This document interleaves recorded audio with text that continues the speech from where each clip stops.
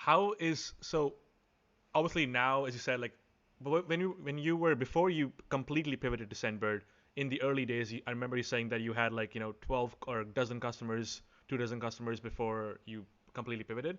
How and some of them were your friends, obviously, but like how did the first initial customers like happen for you?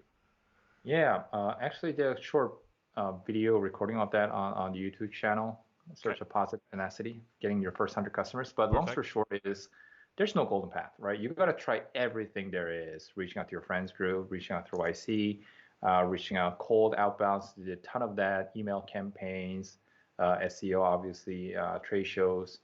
We did a ton of that, and some of those channels will work for your demographic, right? Some industry will only buy things through trade shows. Now it's all virtual or grapevines or magazines. Some industry will just use SEO, like developers will search you up on Google, right? So really understand your customers' persona. What are the watering holes that they hang out? What are communities? What are the channels they acquire new information and search, do research on the products they should be buying or using? And really getting in front of those channels, I think is important. For us, it was a good mix of, again, content and SEO, and then some outbound through warm intros or through some networks like YC, and ultimately really begging friends to come and test out your product. And of course, your friends will be skeptical, like whatever you made is going to be shitty. They actually try it out. It's like, hey, it actually works. They'll start telling their friends about it.